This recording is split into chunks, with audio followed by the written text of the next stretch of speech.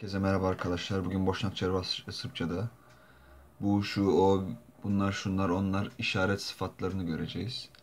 Nedir bunlar? Bir nesneyi e, birine gösterirken kullandığımız sıfatlardır. Ya da tarif ederken.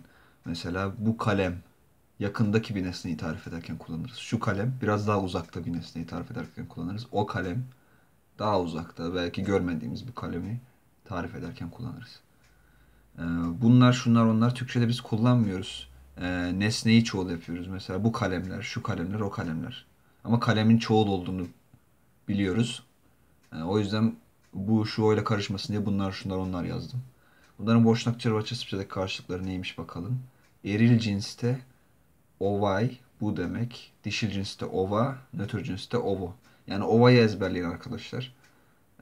Ne olacak dişil cinste a ile bitecek. O zaman ovay olmaz, ova olur. Nötrde ne olacak? O ya da E ile bitecek. O zaman ova olur. Ove de olabilirdi ama ovo diye ezberleyin böyle. Şu ne? Ta'ymış eril cinste. Dişil cinste ne oluyor? A ile bitmek zorunda. Ta. Nötr cinste O ile bitiyordu ovayı. O ile bitiriyorduk. Ta'yı da gene aynı mantık. To ile bitecek. O ile bitecek. To olacak. O neymiş? Onay. Dişil cinste ona. Nötr cinste ona. Çoğulda nasıl oluyor? Ovay ne oluyor? Ovi oluyor. Ova ne oluyor? Ove. A'lar E'ye dönüşüyordu çoğulda hatırlıyorsanız. Nötr cinste ovo, ova oluyor. O'lar A'ya dönüşüyordu çoğul yaparken hatırlıyorsanız. Benzer şekilde tay T oluyor, ta T oluyor, to ta oluyor. Onay oni oluyor, ona one oluyor, ono ona oluyor.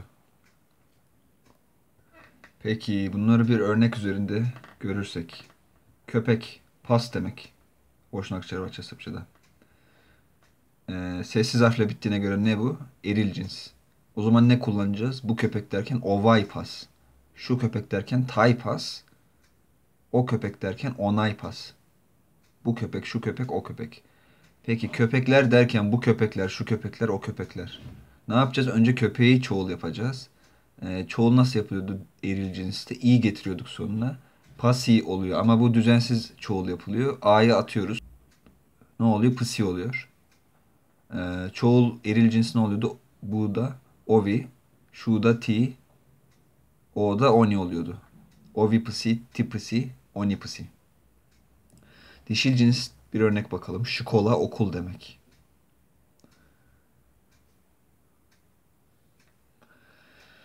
A ile bitiyor. O yüzden dişil cins olduğunu anlayabiliyoruz. Ova, şkola bu okul. Taş şkola şu okul. Ona şkola o okul. Ove şkole. Evet burada ne oldu? Şkole. Çoğul yapmış olduk şkolayı. A'ya yaparca çoğul oluyordu. Ove şkole bu okullar. Te şkole şu okullar. One şkole o okullar. Evet selo ne demek? Köy demek. O ile bitiyor. O zaman nötr cins. Ovo selo bu köy. Toselo şu köy. Onos selo o köy. Çoğul yapacağımız zaman O'ya A yapıyorduk. Ova sela bu köyler. Ta sela şu köyler. Ona sela o köyler. Bu dersten sonra da bu nedir, şu nedir, o nedir böyle sorulara geçeceğiz arkadaşlar. Yani bunlarla ilgili örnek cümlelere geçmiş olacağız. Şimdilik bu şeyleri ezberleyin. Ovay, tay, onay bunları ezberleyin bir kağıda yazın. Bir sonraki derste de örneklerde göreceğiz. Herkese iyi çalışmalar.